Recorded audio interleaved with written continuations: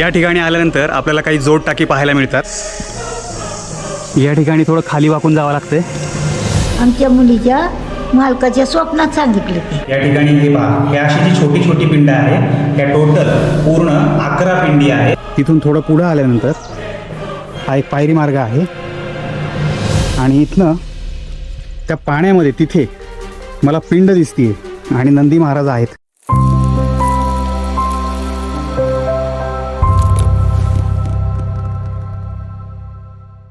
तर मित्रांनो, आज आपण निघालो आहोत एक असा किल्ला पाहण्यासाठी जो महाराष्ट्रातील भीमाशंकर डोंगर रांगेत भीमा नदीच्या खोऱ्यात वसलेला एक छोटेखानी दुर्ग आहे आणि तो म्हणजे भवरगिरी उर्फ भोरगिरी किल्ला। पुणे जिल्ह्यातील खेड तालुक्यात असलेले भोरगिरी हे किल्ल्याच्या पायथ्याशी असलेले गाव आहे। पुण्यापासून 96 किलोमीटर आणि मुंबईपासून साधारणतः 180 किलोमीटर इतके अंतर असलेल्या या किल्ल्याची उंची समुद्रसपाटीपासून 686 मीटर असली तरी पायथ्यापासून तो फक्त 150 मीटर इतकाच उंच आहे। नमस्कार, मी मिलिंद ताजवे तुमचे पुन्हा एकदा स्वागत करत आहे नवीन अशा ॲडव्हेंचरस व्लॉगमध्ये। आणि आज आपण आलेलो आहोत किल्ले भोरगिरी या ठिकाणी ट्रेक करण्यासाठी। जसं की भोरगिरी गावामध्ये आपण आलो आणि आल्यानंतर गाडी पार्क केल्यानंतर अगदी 10 मिनिटात थोडं पुढं चालून आल्यानंतर या ठिकाणी एका बोर्डजवळ येऊन पोचलेलो आहे। हे आहे ते बोर्ड भोरगिरी आणि किल्ल्यावरती काय काय आहे याची साधारणतः त्या मॅपमध्ये माहिती दिलेली आहे आणि बाजूलाच एक घंटा दिलेली आहे मोठी, ही आहे ती घंटा। आणि या ठिकाणाहून वरती आपल्याला एक गुहा दिसते ज्या ठिकाणी तिथेही एक मोठी घंटा आहे आणि झेंडे लावलेले आहेत तिथं। तर त्या ठिकाणी मंदिर आहे। आत्ताच या ठिकाणी आपण किल्ले भोरगिरीचं बोर्ड पाहिलं आणि तिथून अगदी थोडंसं पुढं आल्यानंतर हा इथे रेलिंग्सचा मार्ग दिसतो आपल्याला।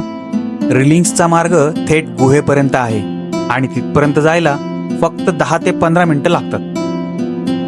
वाटेमध्ये वन विभागामार्फत विश्रांतीसाठी सुविधा करण्यात आली आहे। अगदीच थोडेसे वरती आल्यानंतर या ठिकाणी आपल्याला एक वन खात्याने सुविधा केलेली दिसते बसण्यासाठी। लगेचच आपण रिलिंग्सच्या त्या टप्प्यापर्यंत जाऊन पोहोचतो जिथे एक रोड डाव्या बाजूला गुहांकडे घेऊन जातो आणि दुसरा रोड उजव्या बाजूला मुख्य गडाकडे जातो।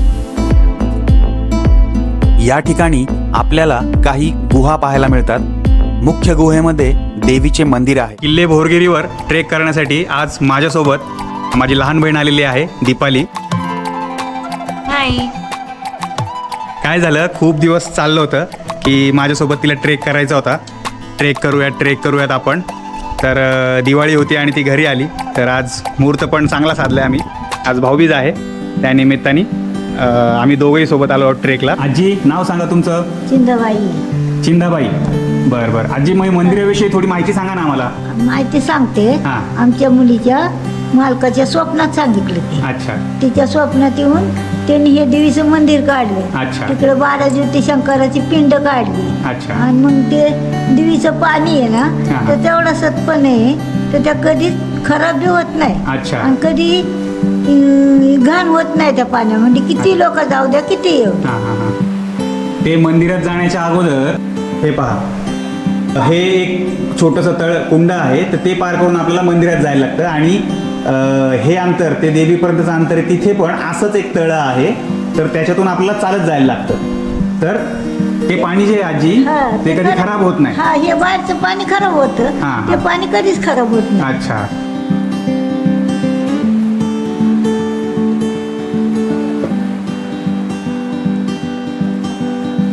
या ठिकाणी एक छोटंसं कुंड आहे आणि याच्या बाजूनी मंदिरात जायला लागतं आपल्याला।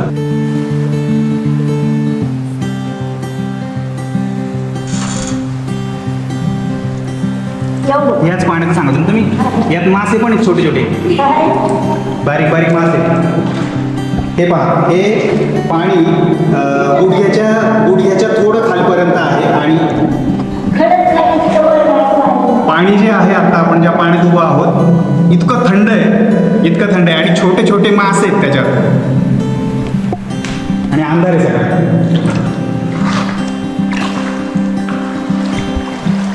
या ठिकाणी एक घंटा आहे। भव गुहार लवा, अनु दिन ओंकार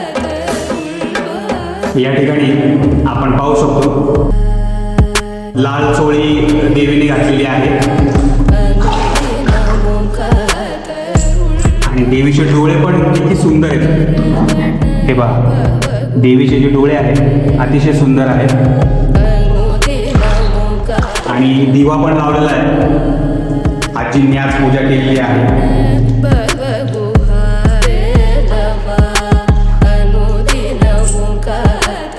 वैभव महालक्ष्मी माता प्रसन्न. या ठिकाणी देवीचे दर्शन घेतल्यानंतर बाजूलाच इथे शेष नारायणाची मूर्ती आहे.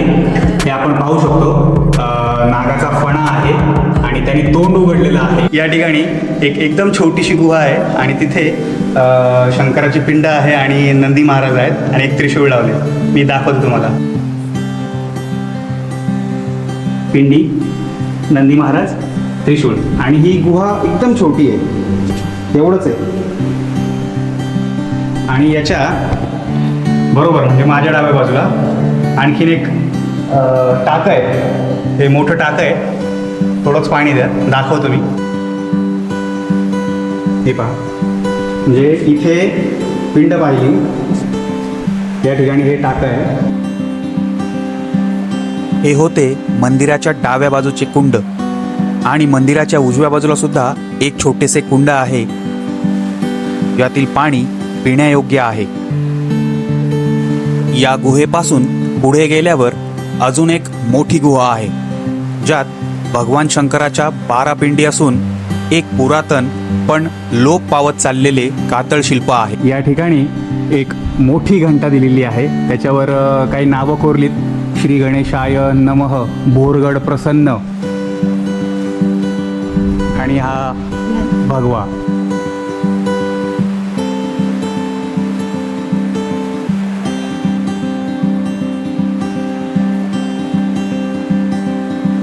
मंदिरात आल्यानंतर या ठिकाणी काही बोर्ड्स लावलेली आहेत. आपण ती पाहून घेऊयात काय आहे.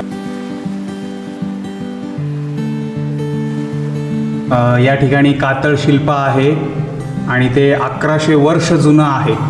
जर व्यवस्थित पाहिलं तर आपल्याला लक्षात येईल की हा जो आहे तोंडाचा भाग आहे, ठीक आहे, आणि हे पुढचे 2 पाय आणि ते मागचे 2 पाय आणि हा इथला पोटाचा भाग जो आहे तो नष्ट झाला आहे आणि त्या ठिकाणी मागे शेपूट आहे, ठीक आहे. आणि अशा प्रकारे हे वाघाचं शिल्प आहे जे पूर्णपणे दगडामध्ये कोरलं होतं. आणि जेव्हा आपण मंदिरामध्ये प्रवेश करायला जातो, उजव्या बाजूला इथे एक सर्पाचं चित्र, नागाचं चित्र आहे. पंचमुखी नाग आहे तो. 5 तोंड असलेला नाग आहे. मी दाखवतो तुम्हाला. तोंड आपण मोजूयात, ठीक आहे.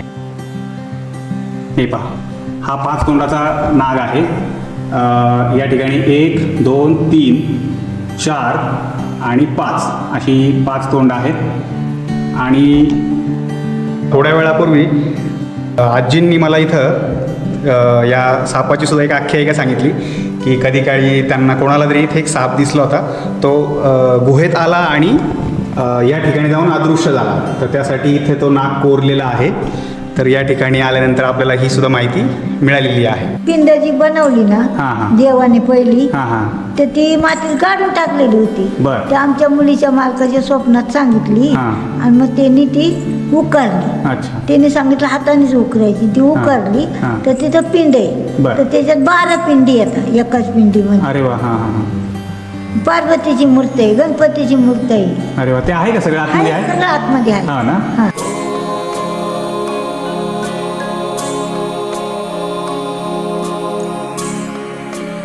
मंदिराच्या आत आल्यानंतर आपल्याला इथं खूप मोठी पिंड पाहायला मिळते आणि या पिंडीचं सुद्धा एक वैशिष्ट्य आहे की यामध्ये टोटल 12 पिंडी आहेत. मी दाखवतो तुम्हाला. छोट्या छोट्या पिंडी आहेत. या ठिकाणी हे पहा, हे अशी जी छोटी छोटी पिंड आहे त्या टोटल पूर्ण 11 पिंडी आहेत आणि ही जी मध्ये आहे ही 12वी पिंड आहे.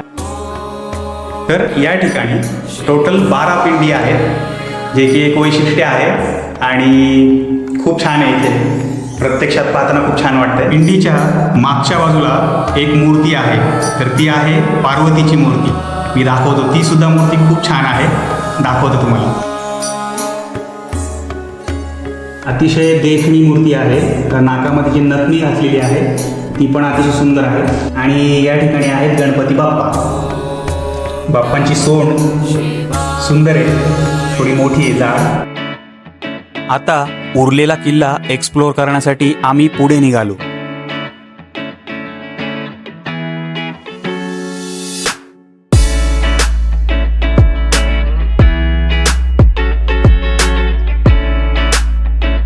या बाजूने आत्ता आपण वर आलो आणि आपला प्रवास आपण सुरू केलेला आहे. बाजूने रस्ता आहे. तर मला या ठिकाणी हे दाखवायचं आहे की जसंही आपण वरती पाहतो आपल्या डाव्या हाताला, तर या ठिकाणी मला काही अवशेष दिसत आहेत. तटबंदीचे अवशेष ते असावेत असं मला वाटतंय, कारण बुरुजासारखंच दिसतंय पूर्ण. किल्ल्याचा आवाका खूप कमी आहे. थोडे पुढे जाताच आम्हाला मोठी टाकी पाहायला मिळाली. दोन्ही मंदिरांमध्ये दर्शन घेऊन झाल्यानंतर आपण विरुद्ध दिशेला पुढे आलो आणि त्यानंतर एक 10 मिनटं, मॅक्सिमम 10 मिनटं पुढे चाललो आपण आणि लगेच आपल्याला इथे आल्यानंतर गुहा पाहायला मिळत आहेत. मी दाखवतो तुम्हाला. आणि या ठिकाणी काही लाकडाच्या मोळ्या पण बांधून ठेवल्यात इथल्या लोकांनी, काहीतरी पर्पज असेल त्यांचा. हे पहा, या ठिकाणी लाकडाच्या काही मोळ्या आहेत आणि इकडे गुहा आहे. हे पहा, या ठिकाणी इकडे एक दिसतीये, 2, 3, बऱ्यापैकी 4-5 गुहा आहेत. आणि या ठिकाणी आपल्याला खाली उतरण्यासाठी रस्ता आहे. जवळ जाऊन पाहूयात आपण कुठल्या गुहेमध्ये काय आहे का. ठीक आहे, कारण मला इथे वटवाघळांचे आवाज येतात थोडीशी. ही सगळ्यात पहिली गुहा आहे डाव्या बाजूला. आतमध्ये पाणी आहे भरपूर, त्यामुळे आतमध्ये काय आहे काय नाही आपण आतमध्ये जाण्याची गरज नाही. इथून दिसतंय की हे सगळं पाण्याने भरलं आहे. आणि या बाजूला आतमध्ये निश्चितपणे ते अजून आहे, राईट हँड साईडला.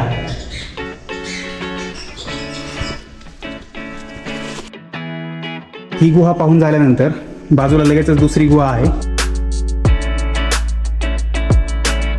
अरे बापरे, बऱ्यापैकी मोठं टाकं आहे, खूप मोठं टाकं आहे आणि खोल आहे खूप आहे बऱ्यापैकी. तर तिथनं खिडकीसारखं दिसतंय. याचा अर्थ असा घेऊ शकतो आपण की हे जोड टाके आहेत. ठीक आहे, हे पहा, हे त्याच्या बाजूला असलेलं हे एकच टाकं आहे, पण हा जोड टाक्यांचा प्रकार आहे. हा जो आहे हा जोड टाक्यांचा प्रकार आहे. टाक्याला टाकं जोडून येत.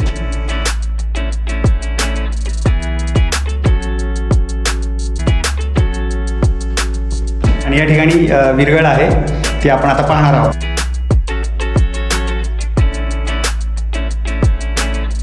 थोड्या वेळापूर्वी आपण बाजूची टाकी पाहिली आणि हा झरोका आहे छोटा, तसंच सेम झरोका इथे सुद्धा आहे. हे बघा, इथून सुद्धा आपल्याला पलीकडच्या टाक्याचं दिसतंय दृश्य. पण इथं बंद आहे, पण इथून होल आहे, त्यामुळे आपल्याला दिसतंय की याच्या बाजूला सुद्धा टाका आहे. या ठिकाणी टाक्यामधली विरगळ पाहून झाल्यानंतर त्याच्याही बाजूला आणखी एक टाका आहे, ते सुद्धा मोठं आहे.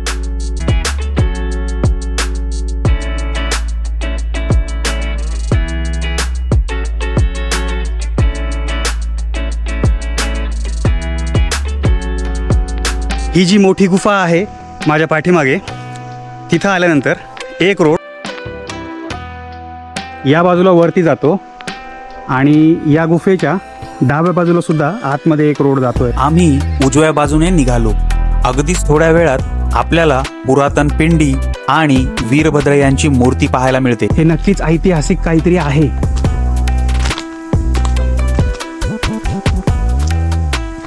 हे दगड, बुरुज, दरवाजा, काहीतरी, पण हे काहीतरी अवशेष आहे किल्ल्याविषयी, एवढं निश्चित.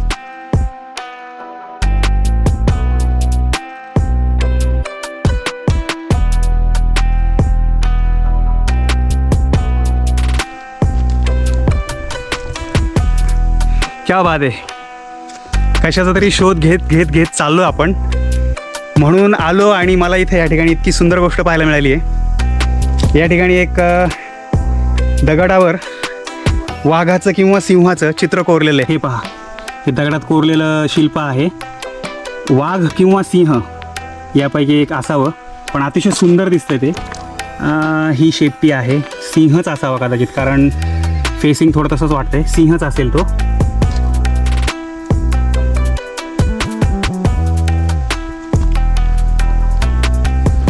जे अनपेक्षितपणे मला दिसलं ते तो जो बुरुज होता दगडांचा, त्याच्या मी आजूबाजूला पाहत होतो काय आहे का. एक रस्ता दिसला थोडासा वळताना, इकडे वरती आलो आणि मला हे शिल्प पाहायला मिळालं. अतिशय सुंदर आहे, प्रत्यक्षात पाहताना खूप छान वाटते. पण एवढं आहे, आजूबाजूला गर्द झाडी आहे आणि जर आपण एकटा आलो किंवा असं शोध जर घ्यायचा प्रयत्न नाही केला तर हे सापडणार नाही.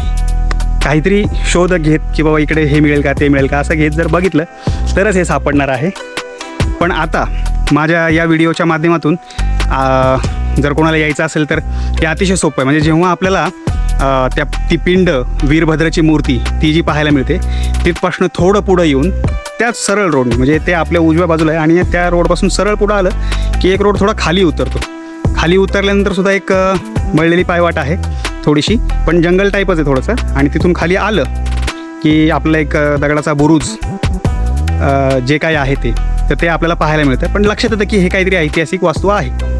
आणि त्याच्या जस्ट थोडं मागच्या बाजूला थोडं वरती चढून आपण आलो की आपल्याला हे शिल्प पाहायला मिळते. आणि आता निश्चितपणे हा व्हिडिओ पाहणाऱ्याला नक्की सापडणार आहे. खूप छान आहे. पुन्हा वीरभद्राच्या मूर्तीजवळ आल्यानंतर मूर्ती आपल्या डाव्या हाताला ठेवून थोडे पुढे गेले की उजव्या बाजूला डोंगराच्या वरच्या बाजूला एका वाटेने आम्ही गेलो.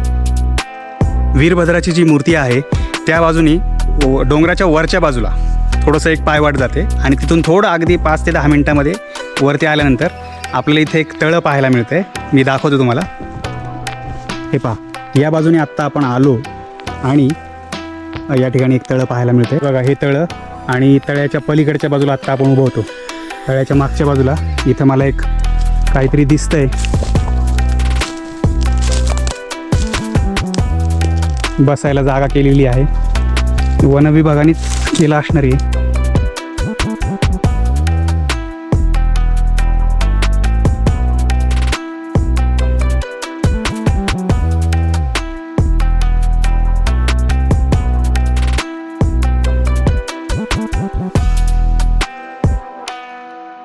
थोडी पोटपूजा झाल्यानंतर आम्ही उरलेली गड मोहीम सुरू केली.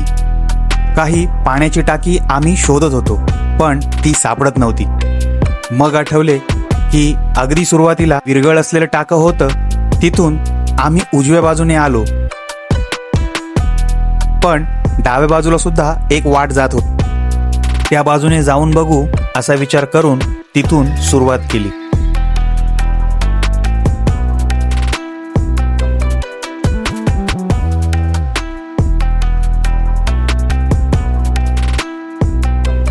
थोडंसं जसं आपण त्या रस्त्याने पुढं आलो, या ठिकाणी एक पाण्याचा टाका आपल्याला पाहायला मिळालेला आहे आणि बऱ्यापैकी मोठं आहे लांबीला सुद्धा. या ठिकाणी मला एक खांब दिसतोय. ठीक आहे, या ठिकाणी एक खांब आहे आणि त्या ठिकाणी सुद्धा एक खांब आहे. म्हणजे हे खांब टाका आहे आणि बिलकुल खूपच सुंदर आहे. आत्ता हे खांब टाका पाहून झाल्यानंतर आणखीन थोडीशी वाट पुढं चालली आहे. आपण पाहूयात काय आहे, काहीतरी सापडेल आपल्याला. या मार्गाने आत्ता आपण पुढे आलो आणि या बाजूला इथे टाकं भेटलेलं आहे आपल्याला. हे पहा, अगदी तिथून सुरू होतंय आणि हे अगदी असं आहे आणि पुढपर्यंत आहे. हे टाक्याला टाकं जोडून आहे. हे एवढं एक झालं आणि त्याच्या बाजूलाच हे दुसरं टाकं आहे. आणि आत्ता हे टाकं जे पाहतोय आपण, इथून पुढच्या साईडला म्हणजे माझ्या अपोजिट साईडला असं भारी दृश्य दिसतंय. मी दाखवतो तुम्हाला, एक नंबर. हे पहा, खाली तो ओढा वाहतो एक आणि त्या ओढ्याचं पाणी दूरपर्यंत गेलं आणि ती शेती आहे तिकडे सगळी. ठीक आहे, आणि हे जंगल, इकडे सुद्धा काही गुफा वगैरे दिसत आहेत छोट्या डोंगरात आणि त्या झऱ्याचा पाण्याचा खळखळण्याचा आवाज येतो इथपर्यंत. दुसरी गोष्ट अशी की याच ठिकाणावरून ज्या रिलिंग्सच्या मार्गाने आपण आलो वरती, तो रिलिंग्सचा मार्ग सुद्धा मला इथून दिसतोय.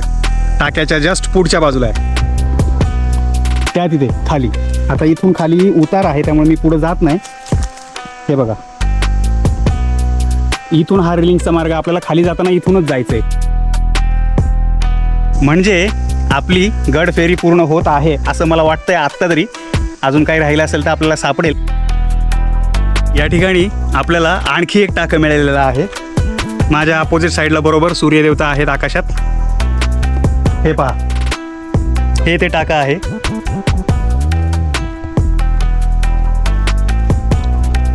म्हणजे ह्या मार्गाने, हे बघा हा रोड दिसतोय, या मार्गाने आत्ता आम्ही दोघं आलो.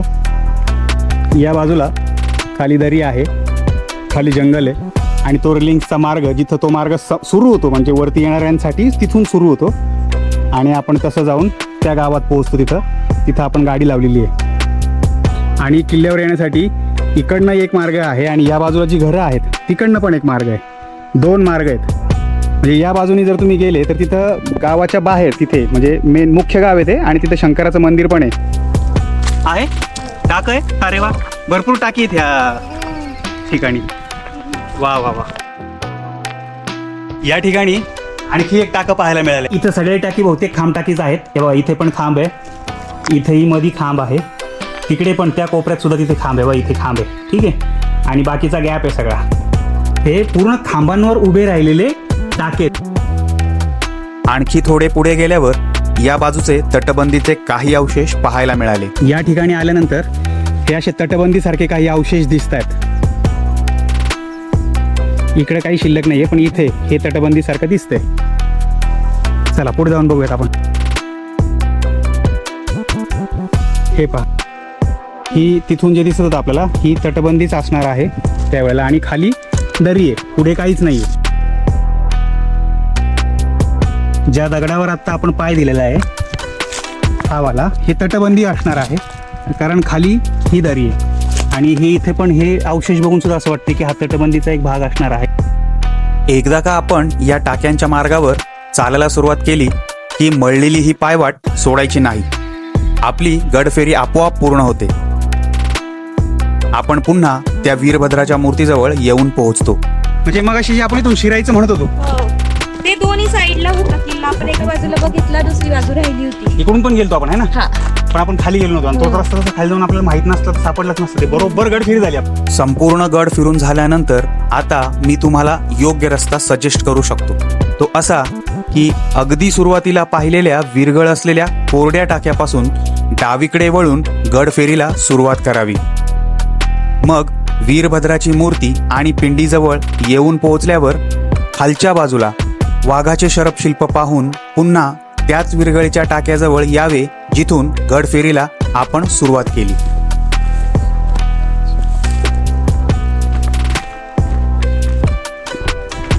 हळू परत एकदा आलेलो आहोत त्या टाक्याजवळ. तर अशा प्रकारे संपूर्ण किल्ला पाहून झाल्यानंतर गावात शिरतानाच भीमा नदीच्या काठावर असलेले प्रसिद्ध कोटेश्वर मंदिरात भगवान शंकरांचे आपण दर्शन घेणार आहोत. किल्ला पाहून झाल्यानंतर खाली आलो आणि भोरगिरी गावामध्ये या ठिकाणी एक शंकराचं प्राचीन मंदिर आहे. कोटेश्वराचं मंदिर असं मंदिराचं नाव आहे. आणि झंझराजा याने जी 12 मंदिरं बांधली होती असं सांगितलं जातं, त्याच्यापैकी असलेलं एक मंदिर आहे हे. भोरगिरी गावातच अगदी पायथ्याला भीमा नदीच्या किनारी असलेलं हे मंदिर अतिशय सुंदर आणि प्राचीन आहे. आपण ते पाहून घेऊयात. चला. हे जे मंदिर आहे आत्ताचं हे नव्या काळात बांधलेलं आहे. पण समोर जेव्हा आपण जातो तेव्हा जुनं मंदिर जे आहे ते आहे. नंदी महाराज.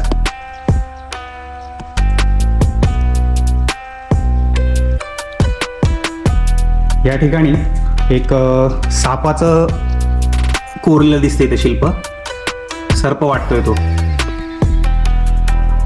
या ठिकाणी पण मूर्ती आहे पण आपल्यासाठी ते अननोन देव आहे. आणि या बाजूला सुद्धा एक मूर्ती आहे. त्याला सोंड आहे, ठीक आहे. म्हणजे ही गणपतीची मूर्ती असणार आहे. ओके, येस, ही गणपतीचीच मूर्ती आहे.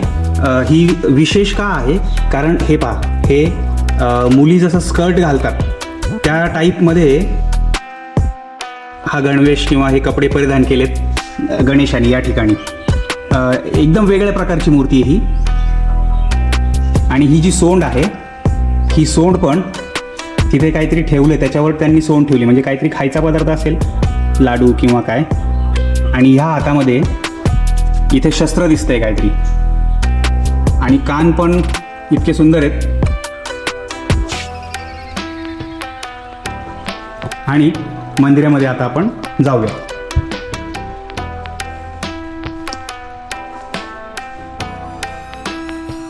या ठिकाणी शंकराची पिंड आहे, दिवा पण लावलेला आहे.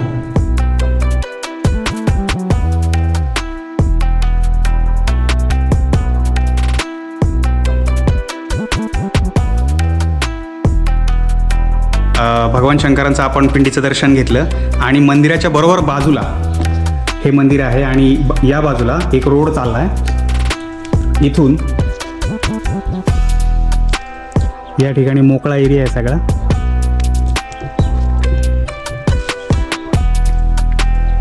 हे पहा, या ठिकाणी सूर्यामुळं हे दिसत नाही एवढं. या ठिकाणी पण एक द्वारपट्टिका असावी कदाचित ही, आणि ज्याच्यावरती गणेशाची शिल्प कोरलंय. अतिशय सुंदर आहे ते. हे सगळं गवतामध्ये पूर्ण हे लपलंय. ठीक आहे. त्या ठिकाणी सुद्धा एक पिंड आहे.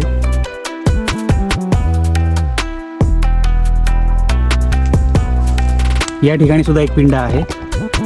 या ठिकाणी हे जे दगड आहे याच्यावरती काही शिल्प कोरलीत. देवांचीच असणार आहेत ती, पण हे देव आणि ही देवी असं असावं कदाचित. आणि या ठिकाणी सुद्धा एक शिल्प कोरले, त्याच्यावरती सगळं ते शेवाळ वगैरे ते ओळखू येत नाही. आत्ताच आपण या ठिकाणी एक छोटी पिंड, तिथे काही मूर्त्या पाहिल्या.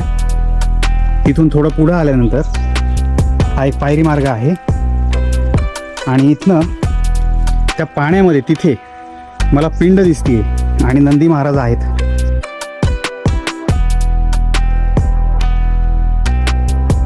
या ठिकाणी काही पायऱ्या उतरून आल्यानंतर मागे मला इथं दिसलं आहे की शंकराची पिंड आहे पाण्यामध्ये, तिथं दिसते आपल्याला. आपण ती जवळनं जाऊन पाहूयात. ठीक आहे. या ठिकाणी हा पायरी मार्ग पाण्यात गेला आहे.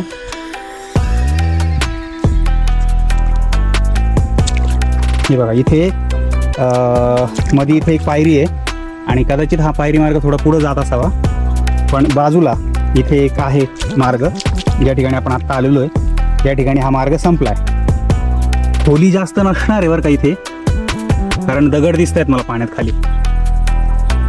ओके, बरोबर. पायरी मार्ग जो आहे तो इथपर्यंत आहे, म्हणजे आपण जसं उतरतो तर आपण इथून सुद्धा येऊ शकतो.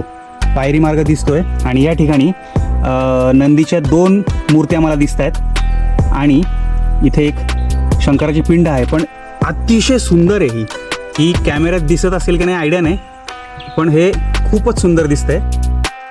कोटेश्वराच्या या मंदिरात भगवान शंकरांचे दर्शन घेतल्यानंतर आता आमचा परतीचा प्रवास सुरू झाला आहे. तर व्हिडिओ तुम्हाला नक्की आवडला असणार याची मला खात्री आहे. तेव्हा व्हिडिओला लाईक करायला आणि कॉमेंटमध्ये ओम नमः शिवाय लिहायला विसरू नका. चॅनलवर नवीन असाल तर नक्की सबस्क्राईब करा. तर पुन्हा भेटूयात एका नवीन किल्ल्यावर. तोपर्यंत टेक केअर.